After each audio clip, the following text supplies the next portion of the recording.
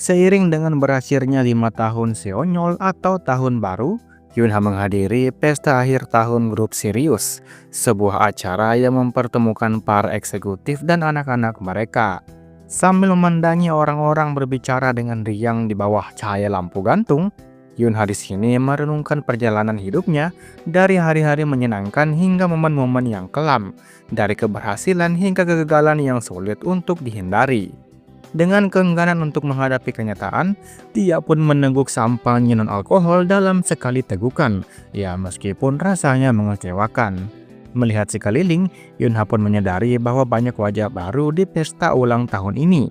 Para pemula terlihat gugup dan terlalu berhati-hati, sementara mereka yang sudah terbiasa dengan acara ini berbaur dengan teman-teman lama mereka. Nah, di antara mereka terdapat Yunah, saudari perempuannya, yang nampak bersinar dengan kecantikannya yang semakin menonjol sejak memasuki masa pubertas. Dikelilingi oleh gadis-gadis yang memujinya, Yunah menjadi pusat perhatian, bahkan menarik minat para pemuda yang baru pertama kali menghadiri pesta. Dari sudut ruangan, Yunha mengamati bagaimana anak-anak laki-laki mulai berbisik-bisik dan mencoba mendekati Yunah. Bahkan beberapa dari mereka membicarakan keberanian yang dibutuhkan untuk berbicara dengannya. Sementara yang lain berdebat tentang siapa yang seharusnya mengambil inisiatif. Yunha menyadari bahwa anak-anak ini yang sebelumnya mengabaikannya saat dia masih kecil, kini memiliki pandangan berbeda terhadap Yunah. Tidak ingin melihat perempuannya dikelilingi oleh para pemuda yang hanya tertarik pada penampilannya, Yunha pun maju dan memanggil Yunah, menarik perhatian Yunah. Merasa bersalah telah mengabaikan adiknya Yunha, Yunah pun segera memeluk Yunha dengan penuh kasih sayang, tanpa peduli dengan tatapan orang-orang yang berada di sekeliling mereka. Sikapnya yang hangat dan akrab membuat anak-anak laki-laki yang awalnya mendekatinya terpaksa untuk mundur, menyadari bahwa mereka tidak memiliki kesempatan.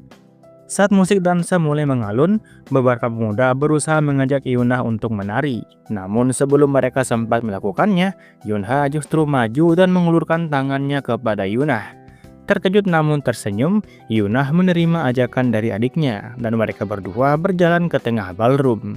Di antara para pasangan yang menari, mereka pun bertemu dengan Han Soyeon dan juga Han Doyoung. Ia menyapa mereka dengan sangat ramah. Yunha yang memiliki pengalaman menari dari kehidupan sebelumnya atau regresi, mencoba menari dengan Yunah. Namun karena perbedaan tinggi badan dan kurangnya latihan, dia pun beberapa kali menginjak kaki Yunah yang membuatnya merasa sedikit kesal. Meskipun demikian, Yunah tetap menikmati momen itu, tertawa melihat usaha keras adiknya tersebut. Setelah musik berakhir, mereka memutuskan untuk menghindari ayah mereka, yang pasti akan mencoba berdansa dengan Yunah jika menemukannya. Yunha kemudian keluar ke taman untuk menghirup udara segar. Nah, di sana dia pun bertemu dengan Han Soyeon yang duduk sendirian di bangku dekat air mancur yang tidak berfungsi.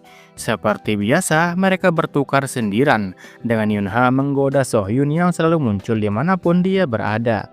Namun di balik candaannya itu, Yunha menyadari sesuatu yang berbeda pada Sohyun, yaitu sebuah kesepian yang terasa akrab baginya, seolah dia juga masih mencari alasan untuk hidup.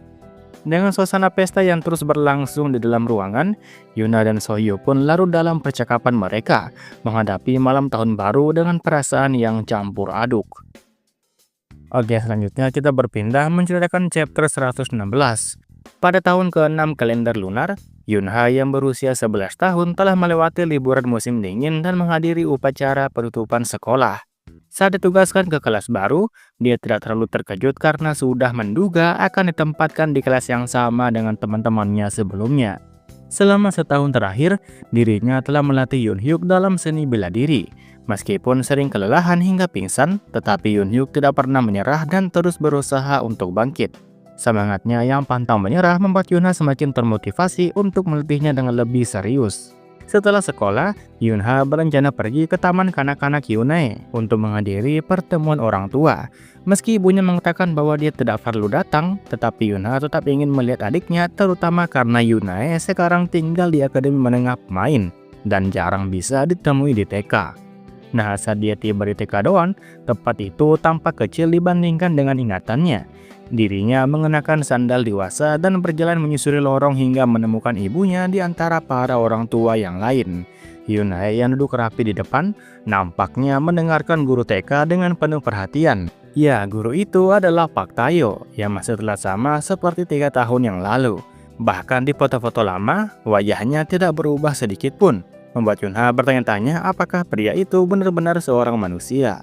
Setelah acara selesai, Yunae pun berlari menghampiri Yunha dengan penuh semangat. Dia membanggakan dirinya karena tidak menangis dan mengungkapkan bahwa ibunya akan membelikannya camilan favorit sebagai hadiah.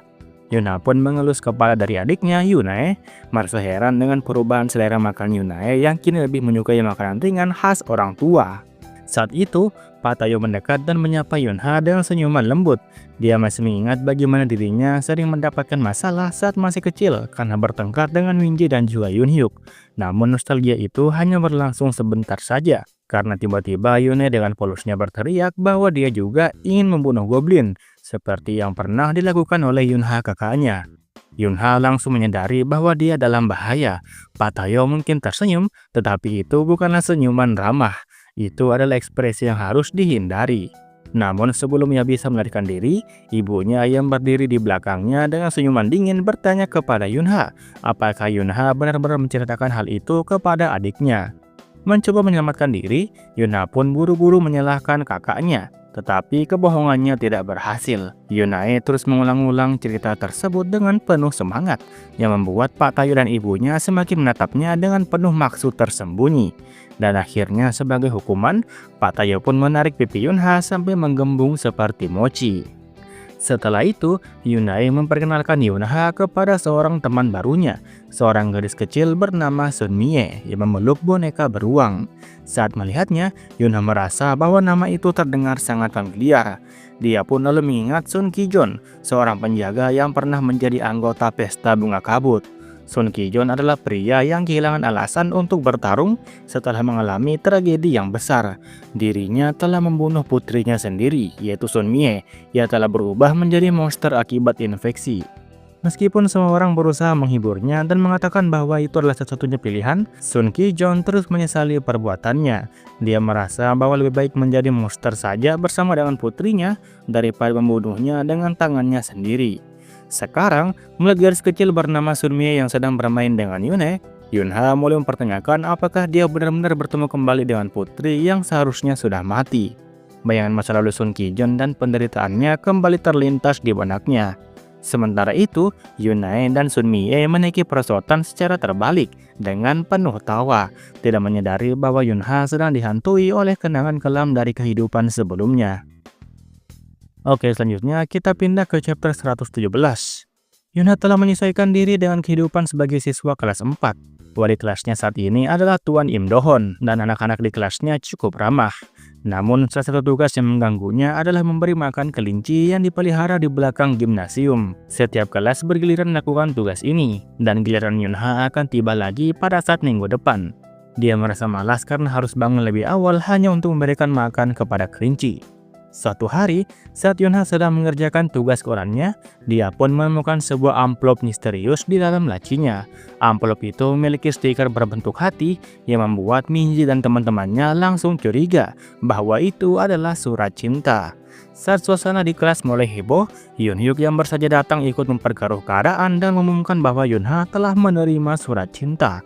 Kehebohan ini menarik perhatian seluruh kelas, termasuk Hayang dan Seona yang terlihat tidak senang. Shin Min-young, salah satu gadis populer di kelas, mulai menunjukkan minat kepada Yunha dan bertanya mengenai tipe gadis seperti apa yang disukai oleh Yunha.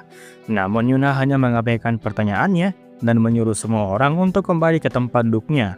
Saat akhirnya suasana kembali tenang, Yunha pun membuka surat tersebut. Namun yang tertulis di sana bukanlah surat cinta, melainkan pesan yang mengerikan. "Aku sangat menyukaimu dan aku akan mengawasimu." Pesan itu membuatnya tidak nyaman, dan sejak saat itu, dia pun mulai merasa ada seseorang yang terus mengawasinya. Setiap kali Yunha mencoba mencari tahu, orang itu selalu berhasil menghindari deteksinya. Hal ini mengingatkannya pada masa lalunya sebelum dia depresi, yang dimana dia sering dikejar paparazzi yang sangat gigih. Ia bahkan teringat seseorang bernama Kim Yoha, seorang paparazzi berbakat yang selalu bisa melacaknya tanpa bisa terlihat. Merasa frustasi, Yunha akhirnya memutuskan untuk menangkap orang tersebut. Saat ia merasakan kehadiran seseorang yang mengawasinya, ia segera berlari keluar kelas tanpa ragu, menggunakan detektornya, dan ia menangkap sinyal dari orang tersebut yang tengah berlari keluar dari kantor guru. Dengan cepat, Yunha pun membuka jendela dan melompat keluar untuk mengejar sosok misterius itu. Nah, pada akhirnya, Yunha berhasil menyergap orang yang selama ini membuntuti-nya, dan benar saja dia adalah Kim Yo-ha. Oke, selanjutnya kita berpindah ke chapter 118. Yunha kini menghadiri pertemuan sosial yang diadakan oleh generasi ketiga Chaebol Sirius, yang merupakan pertemuan rutin untuk anak-anak dari keluarga yang kaya. Tidak seperti pertemuan anak laki-laki yang lebih aktif dan berisi permainan fisik. Pertemuan ini jauh lebih tenang dalam kegiatan seperti berjalan-jalan, membaca buku, dan bahkan mencicipi makanan ringan. Yunha sendiri tidak terlalu tertarik dengan aspek sosialnya, dan lebih memilih menikmati makanan ringan yang telah disajikan. Saat tiba di acara tersebut bersama dengan Yunha, saudara perempuannya, Yunha pun duduk di tempat yang biasa dia tempati, yaitu di bagian paling bawah dalam hierarki tidak resmi yang didasarkan pada kontribusi orang tua mereka terhadap Sirius Group. Walaupun status ayahnya cukup tinggi, Yunha tidak berusaha menaikkan posisinya ataupun berpura-pura akrab dengan anak-anak yang lebih berpengaruh. Di pertemuan itu, makanan ringan yang disajikan adalah makaron, yang pada zaman itu masih merupakan makanan yang sulit ditemukan di Korea. Yunha terkejut mengetahui bahwa makaron tersebut diimpor langsung dari Pierre Herme di Perancis, sebuah merek terkenal yang hanya sedikit diketahui oleh anak-anak lain di pertemuan tersebut. Nah, saat dia menikmati makanannya, dia teringat kembali tentang masa lalunya sebelum dia kembali ke masa kecil. Yunha pernah bekerja sama dengan Yo Do-jun, yaitu seorang anggota keluarga grup abadi yang memiliki ambisi untuk merebut kendali perusahaannya.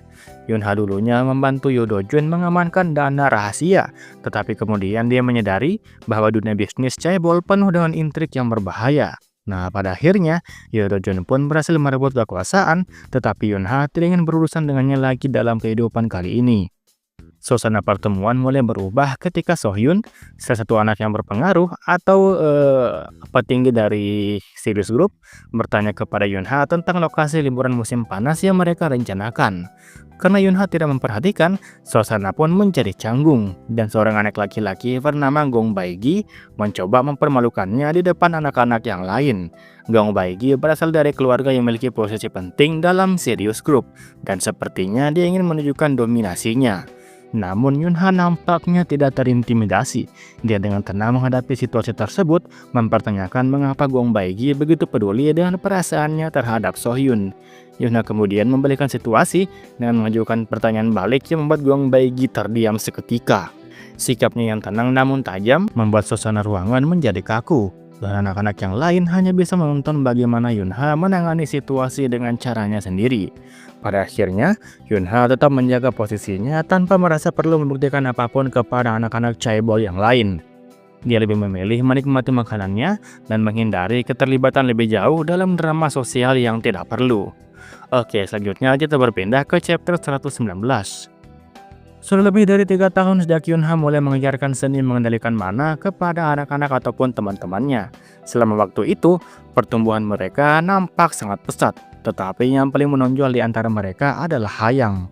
Hayang menunjukkan kemampuan luar biasa dalam menangkap dan mengendalikan mana di udara.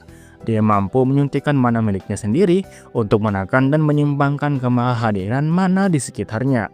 Namun Yunha menyarankan agar Hayang mencoba menyerapnya daripada hanya menyeimbangkannya. Hayang ragu karena masih trauma dan kejadian setahun lalu yang dimana manusia berubah menjadi monster akibat salah mengelola mana. Namun Yunha meyakinkannya bahwa dia tidak akan biarkan hal itu terjadi. Dengan dorongan dari Yunha, Hayang pun akhirnya mencoba dan ternyata berhasil. Kemampuannya dalam mengendalikan mana jauh melampaui anak-anak seusianya. Bahkan sebelum bertemu Yunha, dia secara tidak sadar telah mengontrol mana yang bocor dari tubuhnya sendiri. Ya, meskipun ada saat-saat dia menarik monster karena pelepasan mana yang tidak disengaja. Kini dia bahkan mampu menggunakan teknik casting ganda, yaitu sebuah teknik yang biasanya baru dipelajari oleh para player atau pemain tingkat lanjut.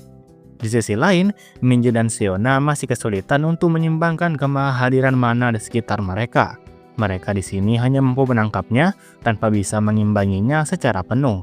Yunha mengingatkan bahwa pelajaran ini baru diajarkan di tingkat sekolah menengah ataupun SMP, jadi wajar jika mereka merasa kesulitan. Namun Minji yang keras kepala tidak mau kalah dan bertekad untuk menguasainya lebih cepat. Seona juga nampaknya berusaha dengan keras. Meskipun seringkali Yunha menggodanya dan memanggilnya anjing dan mengkritikinya, Seona akan protes. Tetapi di sisi lain, dia juga nampak menikmati perhatian tersebut, meskipun merasa malu setelahnya. Sementara Haya menunjukkan kemajuan dalam pengendalian mana, Yunhyuk lebih berkembang dalam pemanfaatan tubuhnya. Ia memiliki bakat alami dalam bertarung dan telah mempelajari teknik dasar dari Yunha sendiri. Nah, rencananya Yunha akan menguji kemampuan bertarung Yunhyuk melawan monster di akhir tahun ini. Namun di tengah latihan, Yunhyuk melakukan sebuah kesalahan. Dia mencoba mengimbangi kemahadiran mana, tetapi malah kehilangan kendali, yang menyebabkan mana itu tumbuh semakin besar hingga hampir tak terkendali. Yang bahkan mana tersebut mulai menarik mana lain di udara, memperbesar ancamannya. Minji panik dan meminta kepada Yunha segera bertindak, dan Yunha pun menyadari bahwa jikalau dibiarkan, kemahadiran itu bisa semakin membesar dan menarik perhatian pemerintah. Dia lalu meminta bantuan Hayang untuk mengimbanginya bersama. Nah, dengan kerjasama mereka, perlahan-lahan mereka pun mampu mengendalikan kemahadiran. Tetapi jumlah mana yang ada masih terlalu banyak untuk ditangani hanya oleh mereka berdua. Tepat pada saat itu, Jung Geum-jeon akhirnya muncul. Dia melihat situasi yang berantakan dan langsung turun tangan. Tanpa banyak bicara, dia pun mengeluarkan 3 lembar uang 50.000 won dari sakunya, meremasnya dan mengubahnya menjadi mana yang tersebar di udara. Tindakan itu tentu saja mengejutkan bagi Yunha. Jung Geum-jeon ternyata memiliki hadiah atau gift yang memungkinkannya menyerap mana dari objek. Dengan tekniknya yang unik ini, dia berhasil mengatasi situasi tersebut dengan sangat mudah. Namun sebagai gantinya, dia pun menagih Yunha dan Yunhyuk atas uang yang telah digunakannya, dan bahkan berjanji untuk menambahkan bunga pada tagihan mereka. Dengan kejadian ini, latihan 1 hari mereka pun berakhir dengan banyak pelajaran penting tentang kekuatan, pengendalian diri, dan konsekuensi dari kehilangan kendali atas mana. Oke, selanjutnya kita berpindah ke chapter 120 yang menggambarkan perjalanan siswa kelas 4 menuju retreat mereka dan konspirasi di balik layar yang melibatkan Dawn Group. Perjalanan ke Chuncheon, Yunha dan teman-temannya kini menaiki bus yang melaju di jalan Tol Yangyang, meninggalkan pusat kota Seoul menuju daerah yang lebih sunyi dan juga lebih tandus. Mereka menghabiskan waktu di dalam bus dan permainan rantai kata yang akhirnya berubah menjadi pelajaran sains yang tak terduga dari Jung Hayang. Sementara anak-anak lain bersemangat dengan perjalanan ini, Yunha nampaknya lebih tertarik untuk tidur, membawa bantal leher dan kantong tidur untuk menghadapi perjalanan panjang 4 jam menuju ke Chuncheon. Di sepanjang jalan, mereka melihat monster peringkat 7 mencoba menerobos pagar pembatas. Anak-anak nampaknya panik, tetapi para player yang ditempatkan di sepanjang jalan segera bertindak dan membasmi mereka dengan sangat cepat.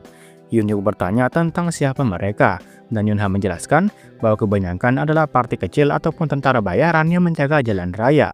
Ya, ini adalah pekerjaan yang stabil, meskipun membosankan karena mereka hanya menunggu monster muncul tanpa banyak aksi. Saat Yunha mengingat masa lalunya sebagai player, dia menyadari bahwa dirinya telah banyak berubah. Dulu, dia hidup hanya untuk membunuh monster, tetapi sekarang dia bisa menerima kehidupan barunya. Dia akhirnya mulai menutup matanya, memilih untuk tidur sampai mereka tiba di tempat peristirahatan sebelum melanjutkan perjalanan ke Dawn Hotel di Chuncheon. Oke, sementara itu, di balik dunia bisnis, persaingan di antara calon penerus grup Dawn semakin memanas. Jadi ada 3 kandidat utamanya. Yang pertama adalah putra bungsu yang mengelola divisi distribusi makanan. Yang kedua ada putra kedua Lee Jong-in yang memimpin divisi hotel dan department store. Dan yang ketiga ada putra tertua yaitu Lee Byung-in yang menangani divisi hiburan. Lee Byung-in merasa frustasi karena terus mengalami kegagalan dalam bisnisnya. Sementara Lee Jong-in semakin kuat dengan dukungan klan Silla dan prestasi gemilang di divisi hotelnya. Rencana Byung-in untuk menggulingkan saudaranya melalui insiden teroris di Dawn Department Store 5 tahun yang lalu rupanya gagal total. Dan sebagai akibatnya, ibu mereka yaitu ketua Lee Yeon-hye kembali memegang kendali penuh atas grup dan membatasi kekuasaan anak-anaknya. Sekarang Lee Byung-in terpojok, dia tidak bisa menerima kekalahan dan bertekad untuk menjatuhkan Lee Jong-in dengan segala cara. Berbicara dengan Gil Sung-jun melalui telepon, dia memperingatkan bahwa jika rencana baru mereka gagal, maka semuanya akan berakhir. Tidak hanya dirinya yang jatuh, tetapi Gil Sung-jun juga akan ikut tenggelam. Di basement Don Hotel cabang Chuncheon, para siswa kelas 4 dan kelas 5 SD berkumpul untuk mengikuti retreat. Instruktur-instruktur yang bertanggung jawab menunjukkan sikap tegas saat memeriksa barang bawaan mereka. Mereka memperingatkan agar tidak ada yang menyembunyikan ponsel ataupun membawa barang terlarang, misalnya seperti rokok dan juga alkohol. Para siswa termasuk Mingji menjalani pemeriksaan ini dengan berbagai reaksi. Beberapa anak penasaran tentang ketatnya aturan, sementara yang lain kecewa karena barang-barang pribadi mereka telah disita. Minggi yang telah menyelesaikan pemeriksaan melihat sekeliling hotel dengan takjub. Tempat ini jauh lebih mewah dibandingkan dengan hostel remaja yang digunakan untuk retreat tahun sebelumnya. Namun ia juga menyadari bahwa perubahan lokasi ini mungkin saja memiliki alasan tertentu. Meskipun teman-temannya seperti Hayang, dampaknya tidak terlalu peduli. Setelah sampai di kamar yang telah ditentukan, Minji pun melihat teman-temannya mulai membongkar barang bawaan mereka. Dia mendengar kabar bahwa No Yunha, teman masa kecilnya, kemungkinan besar satu kamar dengan Choi Yun Hyuk, sesuatu yang sudah dia perkirakan sejak awal. Dia tahu bagaimana karakter Yunha. Dia pemalas dan selalu melakukan sesuatu dengan caranya sendiri, yang membuatnya khawatir apakah dia bisa bertahan selama 2 hari 3 malam ke depan. Di tengah proses membongkar barang, seorang instruktur berteriak agar semua siswa segera berkumpul di auditorium untuk orientasi. Minji dan teman-temannya buru-buru menyelesaikan urusan mereka dan berjalan menuju tempat pertemuan. Di tengah perjalanan, Minji bertemu dengan Shin Mingyong, seorang teman sekelas yang tinggal di kamar sebelah. Mereka berbincang santai hingga Mingyong tiba-tiba mengungkapkan sesuatu hal yang mengejutkan. Dia memiliki perasaan terhadap No Yunha dan berencana untuk menyatakan cintanya itu saat tes keberanian esok malam. Minji tidak tahu bagaimana harus merespon. Dia memang sudah lama menyadari bahwa Yunha cukup populer di kalangan gadis-gadis. Tetapi mendengar Mingyong mengatakannya secara langsung membuatnya terkejut. Mingyong lalu meminta bantuan Minji untuk menukar tempat jikalau mereka tidak berada dalam kelompok yang sama saat tes keberanian nanti. Minji meskipun dia merasa tidak nyaman, tetap enggan menolak permintaan itu secara langsung. Namun Jung Hayang yang mendengar percakapan mereka langsung menyarankan agar Minji menerima permintaan dari Mingyong. Dia berargumen bahwa Mingyong telah mengumpulkan keberanian untuk mengungkapkan perasaan cintanya ini, jadi tidak ada salahnya untuk membantunya. Tetapi Minji tetap tidak setuju. Dia tahu bahwa dirinya dan teman-temannya memang cenderung menjaga jarak antara Yunha dan anak-anak yang lain. Bukan karena mereka ingin menguasainya, tetapi karena mereka memahami sifat asli dari Yunha yang pemarah dan tidak suka untuk diganggu. Jikalau anak-anak yang belum mengenalnya dengan baik tiba-tiba mencoba mendekatinya, maka hal itu bisa berakhir dengan buruk. Namun bagi Mingyong dan kelompoknya, mereka melihat ini sebagai tindakan yang egois. Mereka bahkan menuduh Minji dan teman-temannya sengaja menjauhkan Yunha dari anak-anak yang lain. Meskipun Minji ingin membantah, sebagian dari dirinya mengakui bahwa tuduhan itu ada benarnya. Di saat tekanan dari teman-temannya semakin meningkat, Minji akhirnya berteriak bahwa dirinya tidak menyukai Yunha. Tetapi dengan melakukannya, dia justru membuat percakapan semakin tidak terkendali. Mingyong kembali meminta bantuannya, dan anak-anak lain mulai mendukungnya. Dan akhirnya, Jung Hayang dan Jin Siona setuju untuk membantu Mingyong, sementara Minji tetap tidak memberikan jawaban yang jelas. Sementara itu, di bagian lain hotel, No Yunha dan juga Choi Yun Hyuk menyelinap keluar dari pengawasan instruktur untuk pergi ke hutan pada bagian belakang hotel. Setelah berjalan cukup jauh hingga lampu hotel mulai redup di kejauhan, Yunha pun mengeluarkan sebuah perangkat pemutar dari tasnya dan kemudian memberikannya kepada Yun Hyuk. Yun Hyuk nampak bingung, terutama karena dia tahu barang bawaan sudah diperiksa dengan ketat. Tetapi Yunha dengan bangga mengungkapkan bahwa dia berhasil menyelundupkan perangkat itu dengan keterampilan liciknya. Oke, jadi alasan utama mereka pergi ke hutan ini adalah karena mereka tahu bahwa di luar kepompong perlindungan masih ada monster yang berkeliaran. Dengan sengaja, Yunha pun membocorkan sedikit menanya untuk menarik perhatian monster, berniat untuk berbuat sesuatu di malam pertama retreat mereka. Oke, jadi di sini Yunha dan Yun Hyuk bertarung melawan monster, dan setelah bertarung, mereka pun kembali ke hotel lagi.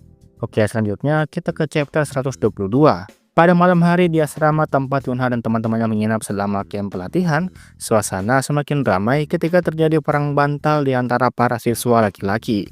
Yunha yang semula hanya menjadi korban lemparan bantal dengan cepat membalas serangan tersebut tanpa ragu. Dua alkimia, Ma Bangjin dan Baek Hyunrul, serta beberapa anak lainnya terlibat dalam kekacauan itu. Namun ketika pertempuran sengit terjadi, Ma Bangjin menyadari bahwa permainan ini tidak akan bertahan lama. Dia pun mengalihkan perhatian dan mengusulkan ide yang lebih menarik, yaitu menyelinap ke kamar anak-anak perempuan, terutama kamarnya Kim Minji. Anak-anak lelaki segera menyetujui ide ini dan mengikuti Yunha sebagai pemimpin mereka. Saat mereka berjalan di koridor, mereka harus menghadapi tantangan pertama, yaitu instruktur yang berjaga di tangga. Dengan strategi pengalihan yang cerdik, Yong Sung Jin dan beberapa anak lainnya mengorbankan diri mereka untuk menarik perhatian instruktur, memungkinkan Yunha dan juga kelompoknya untuk bisa melanjutkan misi mereka. Setelah berhasil mencapai lantai bawah, mereka pun mulai mencari kamar dari Kim Minji. Beberapa anak perempuan yang melihat kehadiran mereka nampak terkejut dan mencoba memperingatkan teman-teman mereka. Namun sepertinya hal itu sudah terlambat. Yunha dan teman-teman laki-lakinya menyerbu masuk ke dalam kamar, memicu pertarungan bantal yang lebih besar. Di tengah kekacauan itu, Yunha akhirnya berhadapan dengan Kim Minji yang nampaknya sudah siap untuk bertarung. Namun, justru Jung Hayang yang menjadi korban pertama akibat lemparan bantal yang tidak sengaja dari Yunha. Hayang yang wajahnya terkubur di bantal dan mulai menangis segera menjadi ancaman yang lebih besar. Dengan amarah yang memuncak, dia pun mengisi bantalnya dengan energi mana dan siap membalas dendam. Di sisi lain, Minji juga tidak tinggal diam. Dengan situasi yang semakin tidak menguntungkan bagi anak laki-laki, Yunha sadar bahwa mereka harus segera mundur. Namun sayangnya, sebelum dia bisa melarikan diri, Yun Hyuk kembali ke garis depan hanya untuk langsung dihantam oleh serangan Hayang dan Minji membuatnya tumbang seketika. Menyadari bahwa pertempuran telah berubah menjadi bencana, Yunha pun memutuskan untuk mundur. Namun sebelum dia bisa kabur, mereka akhirnya ketahuan oleh pengawas dan harus menerima konsekuensi dari tindakan mereka. Nah, di penghujung malam, saat semua anak-anak sudah tertidur, Yunha pun pergi ke lobi untuk mengambil minuman. Di sana dia pun bertemu dengan Hayang yang nampak termenung sendirian. Melihat ekspresi aneh di wajahnya, Yunha pun mencoba menanyakan apakah ada sesuatu yang mengganggunya. Setelah ragu-ragu, Hayang pun akhirnya cerita, mengajukan pertanyaan yang mengejutkan. "Yunha, apakah kamu seorang pangeran?" Yunha terdiam, tidak memahami maksud dari pertanyaan itu. Namun melihat sorot mata Hayang yang serius, dia pun menyadari bahwa pertanyaan itu bukanlah sekedar pertanyaan lelucon. Setelah itu, terjadi momen hening di antara mereka, menyisakan pertanyaan besar tentang apa yang sebenarnya dipikirkan Hayang dan bagaimana Yunha akan meresponnya. Oke, selanjutnya kita berpindah ke chapter 123. Sebuah mobil asing melaju di jalan raya menuju kota Chuncheon, tempat yang memiliki simbol bunga Morning Glory atau lambang Dawn Group. Di sana, Lee Jong-in telah menunggu di depan hotel, menyambut seseorang yang tiba setelah perjalanan panjang. Momen ini menandai awal perubahan besar, sesuatu yang akan mengubah segalanya. Sementara itu, di hotel tempat anak-anak mengikuti retreat, malam kedua berlangsung dengan penuh kehangatan. Setelah makan malam, mereka pun menikmati api unggun di halaman belakang, dikelilingi oleh semak-semak. Dalam cahaya api unggun yang berkobar, anak-anak bermain dan mengikuti instruksi dari instruktur camp. Suasana haru muncul ketika mereka diminta untuk mengungkapkan rasa terima kasih kepada orang tua mereka di Seoul. Beberapa anak menangis, sementara yang lain hanya diam menyaksikan. Setelah itu, tes keberanian akhirnya dimulai. Tantangan ini mengharuskan mereka berpasangan satu laki-laki dan satu perempuan untuk mengambil tetesan yang telah disiapkan oleh instruktur dari kuil tua di ujung jalan setapak. Para peserta dipilih secara acak melalui undian, dan salah satu anak yang mendapat nomor undian 11 adalah Yunha. Hal ini mengundang berbagai reaksi, terutama dari Minji yang mengamati bagaimana popularitas Yunha meningkat dari tahun ke tahun. Meskipun awalnya anak-anak takut kepadanya, seiring berjalannya waktu, mereka pun mulai menghormati dan mengaguminya. Di tengah perjalanan menuju kuil, Minji dan pasangannya berjalan dalam suasana gelap yang hanya diterangi cahaya bulan dan bintang. Minji diam-diam memikirkan perasaannya terhadap Yunha. Dia menyadari bahwa banyak anak yang tanpa sadar selalu mengarah kepada sosoknya, seperti bintang yang berkumpul di sekitar bulan. Di sisi lain, Hayang juga merenungkan hubungannya dengan Yunha. Baginya, Yunha bukanlah seorang pangeran seperti dalam dongeng, tetapi seseorang yang selalu ada untuk menyelamatkannya dalam situasi yang sulit. Yun Hyuk yang berjalan bersamanya juga memiliki pemikiran serupa. Menurutnya, Yunha bukanlah seorang pahlawan ataupun pejuang, melainkan seseorang yang berjuang keras untuk hidup dan tetap berusaha menyelamatkan orang lain. Sementara itu, Seona yang memiliki mata yang telah diubah secara genetis berjalan di tengah kegelapan tanpa perlu bantuan senter. Ia sadar bahwa ia selalu merasa berbeda dari anak-anak yang lain karena latar belakangnya sebagai anak yang ditinggalkan. Nah, meski begitu, ia bersyukur karena teman-temannya tidak pernah menolaknya secara langsung. Ketika seorang anak laki-laki yang menjadi pasangannya berusaha bersikap berani meskipun takut kepadanya, Seona nampak tersenyum. Dia menyadari bahwa seperti tahun-tahun sebelumnya, dirinya masih dikelilingi oleh teman-teman yang baik. Malam terus berlanjut, dan anak-anak yang mengikuti tes keberanian menghadapi berbagai pemikiran pribadi mereka masing-masing. Dalam kegelapan malam, mereka tidak hanya berusaha menyelesaikan tantangan, tetapi juga menemukan makna baru tentang persahabatan, keberanian, dan perasaan yang mungkin selama ini mereka abaikan. Oke, selanjutnya kita berpindah ke chapter 124. Di lantai paling atas Dawn Hotel, dua bersaudara yaitu Lee Byung-in dan Lee Jong-in duduk di bar setelah makan malam, meneguk sebuah whisky larut malam. Meskipun mereka bersaudara, hubungan mereka dipenuhi persaingan dan permusuhan dalam perebutan kekuasaan di grup Dawn. Saat mabuk, mereka bernostalgia tentang masa kecil mereka ketika Lee Jong-in pernah bercita-cita untuk menjadi seorang astronot. Namun di balik suasana hangat ini, ada rencana gelap yang tengah berjalan. Di tengah percakapan mereka, seorang wanita misterius berambut panjang muncul dan mulai menggoda Lee Jong-in. Tanpa rasa curiga, Jong-in menuangkan minuman untuknya, menikmati suasana dan terpikat oleh pesona wanita tersebut. Perlahan tapi pasti, sang wanita mendekatinya, hingga akhirnya saat Jong-in hendak menciumnya, dia pun tiba-tiba langsung pingsan. Wanita tersebut adalah seorang pembunuh bayaran. Dia bekerja sama dengan Lee Byung-in. Ia telah terkejut dengan apa yang terjadi. Dia pun memeriksa tubuh adiknya dan menemukan sapu tangan bersulam lambang grup Dawn, artefak dengan sihir pelindung. Wanita itu mengamati bahwa artefak ini sangat kuat dan bahkan bisa menahan mana tanpa harus diaktifkan. Namun Byung-in nampaknya tidak peduli, hanya ingin memastikan rencananya telah berjalan dengan lancar. Sebelum meninggalkan tempat itu, ia pun memperingatkan wanita itu untuk tetap berada di dalam auditorium bawah tanah jikalau terjadi sesuatu. Sementara itu, di tempat lain di hotel, Yun-ha yang baru saja selesai mandi setelah tes keberanian bersama teman-temannya tanpa sengaja melihat seorang wanita membawa pria mabuk keluar dari bar. Saat menyadari bahwa wanita itu adalah Oh Yeon-jung, seorang pemain yang terkenal dari pertempuran pengambilan kembali Yeongbuk, Yun-ha langsung merasa ada sesuatu yang tidak beres. Dalam sejarah yang dia pelajari di Akademi Pemain, Oh Yeon-jung dikenal sebagai seseorang yang berkorban dalam pertempuran, tetapi juga dikaitkan dengan skandal besar bersama dengan Lee Jong-in yang akhirnya membuatnya jatuh dari jabatan dan bunuh diri. Fakta bahwa dia muncul di tempat ini dengan pola yang sama membuat Yun-ha tentunya sangat curiga. Berpikir bahwa ada sesuatu yang lebih besar di balik semua ini, Yun-ha pun memutuskan untuk mengikuti mereka secara diam-diam, meninggalkan teman-temannya dengan alasan yang tidak jelas. Dia merasa ada sesuatu yang salah dan dirinya harus mencari tahu sebelum terlambat.